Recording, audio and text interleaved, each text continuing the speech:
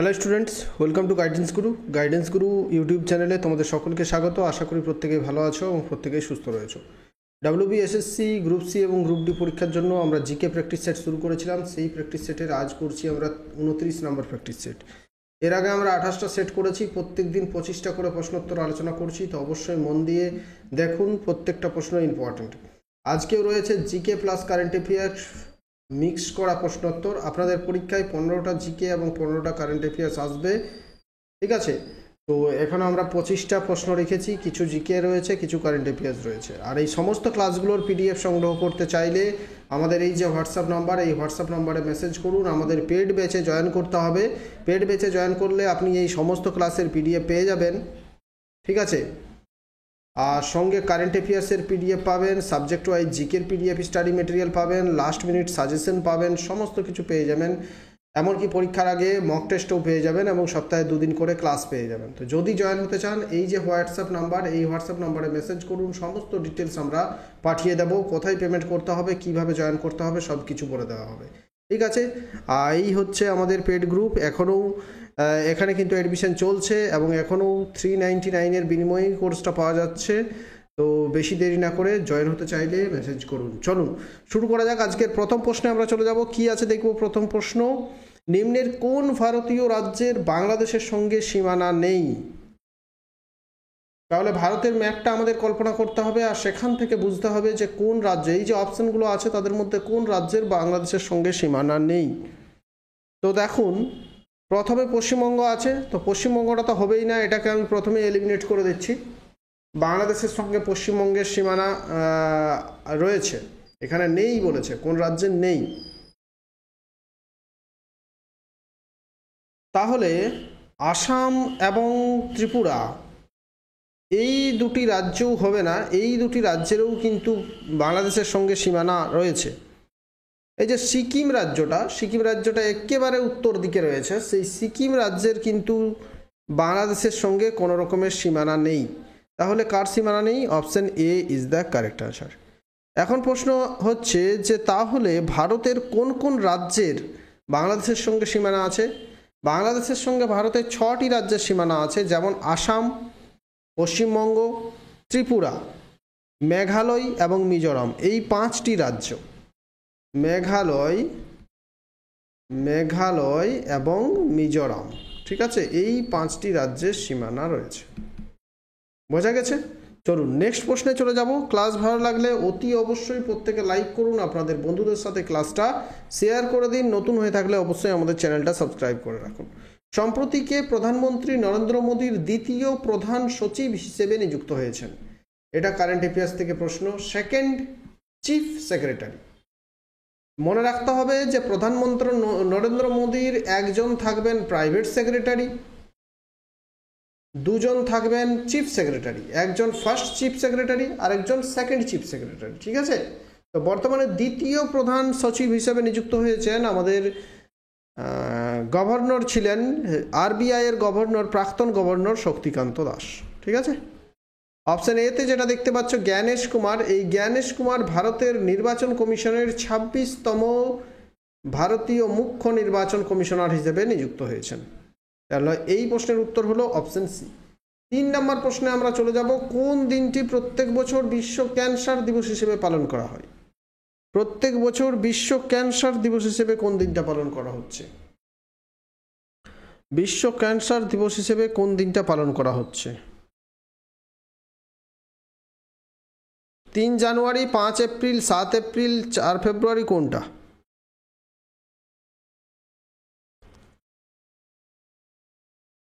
একটু ওয়েট করতে হবে, বলে দিচ্ছি উত্তর এক্ষুনি।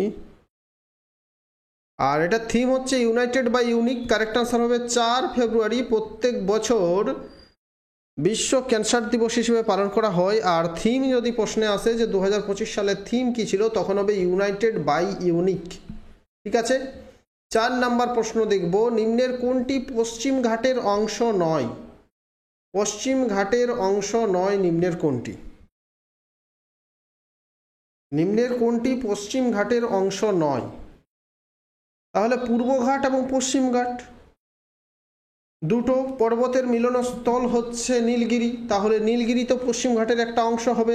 আনাইমালাই পর্বতটাও কিন্তু আনাইমালাই, আনাইমুদি এগুলো সবই হচ্ছে পূর্বঘাট পশ্চিম ঘাটের অংশ, কিন্তু কার্দমম পাহাড়টাও হচ্ছে অংশ। কিন্তু মহাদেও পাহাড়, অপশন সি, এই মহাদেও পাহাড় এটা কিন্তু পশ্চিম ঘাটের অংশ নয়। তাহলে মহাদেব পাহাড়টা কোথায় রয়েছে? মহাদেব পাহাড়টা হচ্ছে মধ্যপ্রদেশের অবস্থিত। মধ্যপ্রদেশের যে সাতপুরা রেঞ্জ, সেই সাতপুরা রেঞ্জের একটা অংশ হচ্ছে মহাদেব পাহাড়।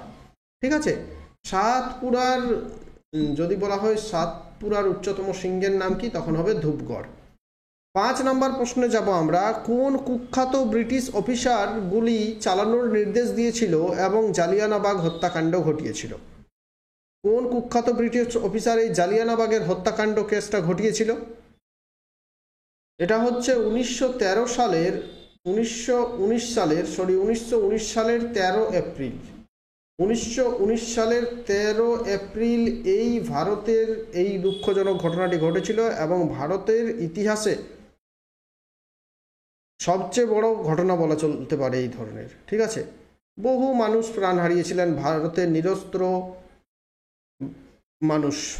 ঠিক আছে, এটা করেছিল কে? যে এই যে কুখ্যাত ব্যক্তিটা হচ্ছে Reginald Dyer, General Reginald Dyer এর আদেশে গুলি চালানো হয়েছিল। তখনকার যে ব্রিটিশ আর্মি, সেই ব্রিটিশ আর্মি গুলি চালিয়েছিল। ঠিক আছে, নেক্সট প্রশ্নে আমরা চলে যাব। 6, সম্প্রতি 94 বছর বয়সে প্রয়াত হয়েছেন বিশ্ববিখ্যাত নৃত্যশিল্পী কুমুদিনী লাখিয়া। তিনি কোন নৃত্যের সঙ্গে যুক্ত ছিলেন? কুমুদিনী লাখিয়া রিসেন্টলি মারা গেলেন। তিনি কোন নৃত্যের সঙ্গে যুক্ত ছিলেন? কুমুদিনী লাখিয়া একজন বিখ্যাত ডান্সার ছিলেন। 1960 সাল থেকে তিনি কত্থক ডান্সের সঙ্গে যুক্ত ছিলেন। ঠিক আছে, তো রিসেন্টলি তিনি মারা গেছেন। কত্থক হচ্ছে উত্তর ভারত তথা উত্তরপ্রদেশের একটি ধ্রুপদী নৃত্য। মোহিনীআট্টম হচ্ছে কেরালার ধ্রুপদী নৃত্য। কথাকলিটাও হচ্ছে কেরালার ধ্রুপদী নৃত্য। ওড়িশিটা হচ্ছে ওড়িশার ধ্রুপদী নৃত্য। এই প্রশ্নের উত্তর হলো Kathak, option B is the correct answer. তাহলে যদি প্রশ্ন থাকে যে কুমুদিনী লাখিয়া কোন নৃত্যের সঙ্গে যুক্ত, তখন বলতে হবে কত্থক। 7 নম্বর প্রশ্ন, জুলাই 2026 অনুসারে ভারতীয় সংবিধানে কতগুলো মৌলিক কর্তব্য রয়েছে? সরি, 2026 নয়, এটা 26 আমরা দিতে পারি না, 2025 হবে। 2025 সালের আজ 2 জুলাই, তাই আমরা 2 জুলাই হিসেবে রেখেছি, কারণ মৌলিক কর্তব্য চেঞ্জ হতেই পারে যে কোনো সময়। ঠিক আছে, বিল পাস হয়ে চেঞ্জ হয়ে যেতে পারে, তাই এই প্রশ্নটা তৈরি পরীক্ষার সময় কি করে এই ধরনের ডেট দিয়ে দেবে। ঠিক আছে, যে ডেট দিয়েছে এবং রেজাল্টের সময় দেখবেন যে যখন প্রশ্নটা এসেছিল তখন কিন্তু 11টা মৌলিক কর্তব্য ছিল। এরপর যখন সাজিয়েছিল প্রশ্নটা 11টা মৌলিক কর্তব্য, কিন্তু যখন পরীক্ষা হচ্ছে তখন দেখবেন যে হয়তো 10টা হয়ে গেছে বা 12টা হয়ে গেছে। সেই জন্য এখানে ডেট দিয়ে দেয় যে এই ডেট অনুসারে কতগুলো ছিল। তো এই ডেট অনুসারে বর্তমানে মৌলিক কর্তব্য হচ্ছে 11টি। মৌলিক কর্তব্যগুলো কোথায় আছে? ভারতের সংবিধানের 4 নম্বর অংশ পার্ট 4 এর 51A আর্টিকেলে এগুলো রয়েছে। ঠিক আছে, 8 নম্বর প্রশ্ন হচ্ছে জিএসটি বিলে কয়টি ট্যাক্স স্ল্যাব শ্রেণীবদ্ধ করা হয়েছে? জিএসটি বা গুডস অ্যান্ড সার্ভিস ট্যাক্স, এই যে জিএসটি বিলে কয়টি ট্যাক্স স্ল্যাব শ্রেণীবদ্ধ করা হয়েছে? GST goods and service tax. প্রশ্ন থাকে যে কোথায় প্রথম চালু হয়েছিল, কোন দেশে? ফ্রান্সে প্রথম চালু হয়েছিল। ভারতের কোন রাজ্যে প্রথম চালু হয়েছিল? আসামে প্রথম চালু হয়েছিল। ভারতের সালটা কত? 2017 সাল নাকি? হ্যাঁ, জিএসটি চালু হয়েছিল। তো কতগুলো স্ল্যাব? 4টি স্ল্যাব। 4টি স্ল্যাব হচ্ছে 2025 সালের হিসাবে ভারতে জিএসটি স্ল্যাব হারগুলিকে 4টি স্ল্যাবে বিভক্ত করা হচ্ছে। 0%, এটা আমরা কিচ্ছু ধরবো না, এই 4টি ধরবো, 5%, 12%, 18% এবং 28%। ঠিক আছে, 9 নাম্বার, ফিফা ওয়ার্ল্ড কাপ 2026 কোন দেশে আয়োজিত হবে? ফিফা ওয়ার্ল্ড কাপ 2026, 2022টা হয়েছিল কাতারে, 2026টা কোথায় অনুষ্ঠিত হবে? 2026 ইউএসএ, কানাডা, মেক্সিকো, এই 3টি জায়গারই মোট 16টি শহরে আয়োজিত হবে। Option D is the correct answer. 10 নম্বর প্রশ্ন হচ্ছে সম্প্রতি কে ভারতের রিসার্চ অ্যান্ড অ্যানালাইসিস উইং এর চিফ নিযুক্ত হয়েছেন? মানে হচ্ছে রিসার্চ অ্যান্ড অ্যানালাইসিস উইং এর চিফ হিসেবে নিযুক্ত হয়েছেন কে নিযুক্ত হয়েছেন? পরাগ Jain is the correct answer. প্রশ্ন থাকবে যে র কত সালে প্রতিষ্ঠা হয়েছিল? র কত সালে প্রতিষ্ঠা হয়েছিল? র প্রতিষ্ঠা হয়েছিল 1968 সালে। ঠিক আছে, তাহলে পরাগ জৈন। 11 নম্বর প্রশ্নে আমরা যাব, এটা হবে তথ্য প্রযুক্তির অন্যতম প্রধান কেন্দ্র হলো সিলিকন ভ্যালি, যা অবস্থিত কোথায়? আসলে আমাদের কি ভারতের সিলিকন ভ্যালি বলা হয় বেঙ্গালুরু শহরকে, কিন্তু পৃথিবীর যে মেন সিলিকন ভ্যালি যে শহরটা, সেই কোন শহরকে সিলিকন ভ্যালি বলা হয়?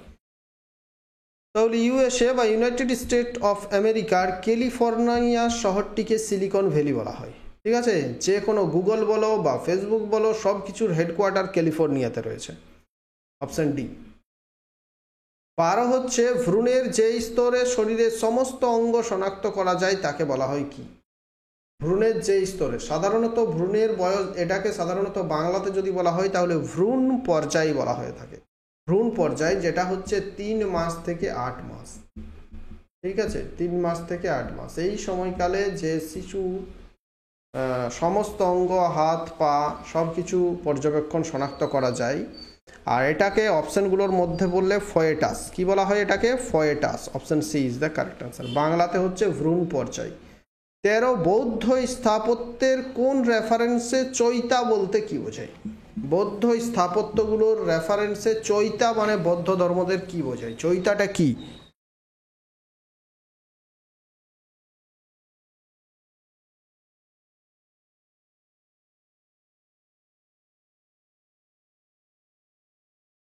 চৈতা মানে হচ্ছে প্রার্থনা ঘর। বৌদ্ধ ধর্মাবলম্বীরা যেখানে যে ঘরে প্রার্থনা করবেন সেই ঘরটাকে তখন বলা হতো চৈতা। Option C. 14 নম্বর প্রশ্ন হচ্ছে, নিম্নের কোন স্থানটি দখলের জন্য গুর্জার প্রতিহার এবং রাষ্ট্রকূট এবং পালদের মধ্যে, গুর্জার প্রতিহার, রাষ্ট্রকূট এবং পালদের মধ্যে যুদ্ধ হয়েছিল? এই যুদ্ধটা 8ম শতক থেকে প্রায় 800 খ্রিস্টাব্দ থেকে 1000 খ্রিস্টাব্দ পর্যন্ত এই যুদ্ধ চলেছিল উত্তর ভারতকে দখল করার নিয়ে। উত্তর ভারতের একটি শহর হচ্ছে কনৌজ, এবং এই কনৌজকে কেন্দ্র করে পুরো উত্তর ভারতটা দখল করার জন্য গুর্জার প্রতিহার, রাষ্ট্রকূট এবং পালদের মধ্যে 200 বছর ধরে যুদ্ধ চলেছিল। ঠিক আছে, অপশন সি কারেক্ট আনসার। 15 নম্বর প্রশ্ন, ভারতের উপরাষ্ট্রপতি হওয়ার জন্য নিম্নতম বয়স কত হতে হবে? উপরাষ্ট্রপতি হওয়ার জন্য মিনিমাম এজ কত লাগবে? প্রধানমন্ত্রী হওয়ার জন্য মিনিমাম এজ হচ্ছে 25। মুখ্যমন্ত্রী সিএম হওয়ার জন্য মিনিমাম এজ হচ্ছে 25। ভাইস প্রেসিডেন্ট হওয়ার জন্য ন্যূনতম এজ 35। প্রেসিডেন্ট হওয়ার জন্য বয়স চাই 35। ঠিক আছে, লোকসভার সদস্যর জন্য দরকার 25, রাজ্যসভার সদস্যের জন্য বয়স দরকার 30। তাহলে এই প্রশ্নের উত্তর হয়ে যাবে 35। Option C is the correct answer. ঠিক আছে, এখানে আমি একটা প্রশ্ন কমেন্ট করার জন্য সবাইকে রিকোয়েস্ট করব যে বর্তমান ভারতের ভাইস প্রেসিডেন্টের নাম কি? প্রত্যেকে কমেন্ট করুন দেখি, প্রত্যেকে কমেন্ট করে জানান যে বর্তমানে ভারতের ভাইস প্রেসিডেন্টের নাম কি। প্রত্যেকে, এইচ অ্যান্ড এভরিওয়ান, প্রত্যেকে কমেন্ট করে জানান। 16 হচ্ছে কাবাডি বিশ্বকাপ 2025-এর খেতাব জিতেছে কোন দেশ? কারেন্ট অ্যাফেয়ার্স থেকে প্রশ্ন, ইম্পর্টেন্ট প্রশ্ন, এবারে পরীক্ষায় আসবে কিন্তু। কাবাডি বিশ্বকাপ 2025-এর খেতাব জিতেছে কোন দেশ? কারেক্ট আনসার হবে আমাদের দেশ ভারত। 2025 সালে কাবাডি বিশ্বকাপের খেতাব জিতেছে। কয়েকটা ডিটেলস আমরা জেনে নেব। কাবাডি বিশ্বকাপ 2025 ফাইনালে ভারত ইংল্যান্ডকে পরাজিত করেছে। কাকে পরাজিত করেছে? ইংল্যান্ডকে। আয়োজিত হলো কোথায়? ইংল্যান্ডে। মহিলা কাবাডি বিশ্বকাপ 2025 জয়ী হয়েছে কে? ভারত। 17 নম্বর প্রশ্ন দেখব, পণ্ডিত বিরজু মহারাজ কোন নৃত্যের সঙ্গে যুক্ত? বিরজু মহারাজ বিখ্যাত Kathak dancer. Birju Maharaj Kathak. Option A is the correct answer. ঠিক আছে, ভারতনাট্যম হচ্ছে তামিলনাড়ুর ডান্স, সাত্রিয়া হচ্ছে আসামের, ওড়িশি হচ্ছে ওড়িশার। 18 নম্বর প্রশ্ন, সম্প্রতি কাকে ইংরেজি ভাষা বিভাগে সাহিত্য একাডেমি অনুবাদ পুরস্কার 2024-এ সম্মানিত করা হয়েছে? সাহিত্য একাডেমি অনুবাদ পুরস্কার 2024-এ সম্মানিত করা হয়েছে কাকে? আনিসুর রহমানকে। আর হিন্দি এটা হচ্ছে ইংরেজি ভাষার জন্য।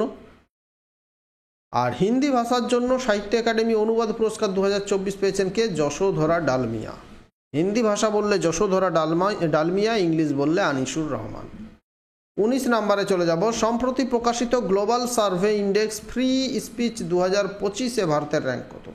ফ্রি স্পিচ, মুক্তভাবে কথা বলার জন্য ভারতের র্যাঙ্ক কত? তো ভারতে তো মুক্তভাবে কথা বলা যায়, শুধু মুক্তভাবে কথা বলতে পারেন না কারা? রিপোর্টাররা। রিপোর্ট, সেই জন্য আমাদের যে সাংবাদিক স্বাধীনতা ইন্ডেক্স, সেই সাংবাদিক স্বাধীনতা ইন্ডেক্সে ভারতের র্যাঙ্ক হচ্ছে একেবারে পেছনের দিকে। আর এই যদি এটা ফ্রি স্পিচ 2025 বলা হয়, এটা তো রাস্তায় ঘাটে যে যা পাচ্ছে মুখে বকছে, এই র্যাঙ্কিংয়ে কিন্তু ভারত অনেকটা এগিয়ে আছে। কিন্তু যে র্যাঙ্কিংয়ে ভারতের দরকার সামনে থাকার, সেটা কিন্তু সেখানে নেই। এখানে ভারত এগিয়ে আছে, 24 নম্বরে আছে। প্রথম হচ্ছে নরওয়ে, দ্বিতীয় হচ্ছে ডেনমার্ক, তৃতীয় হচ্ছে সুইডেন। আমি আগেও বলেছি যে এই নরওয়ে, ডেনমার্ক, সুইডেন এই তিনটি দেশই প্রথমে থাকবে, ঠিক আছে? প্রথম 1, 2, 3-এর মধ্যে থাকে। 20, ভারত এবং কোন দেশের মধ্যে চেন্নাই উপকূলে আয়োজিত হলো 14তম ইন্দ্র 2025 নৌসেনা অভ্যাস? ভারত এবং কোন দেশের মধ্যে চেন্নাই উপকূলে আয়োজিত হলো ইন্দ্র 2025 নৌসেনা অভ্যাস?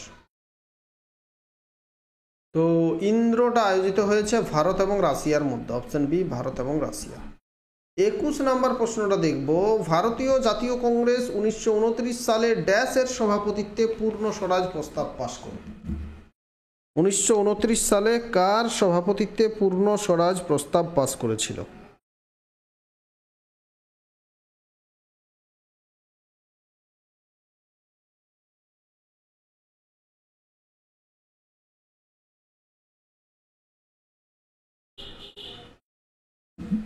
কি হবে কারেক্ট আনসার?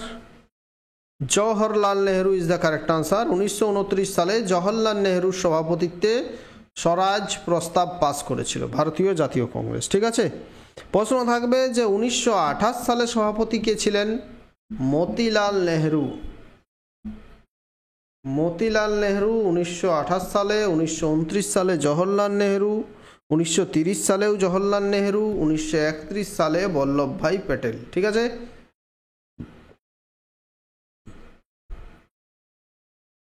22, সম্প্রতি কোথায় লোসার উৎসব 2025 আয়োজিত হলো? কি উৎসব?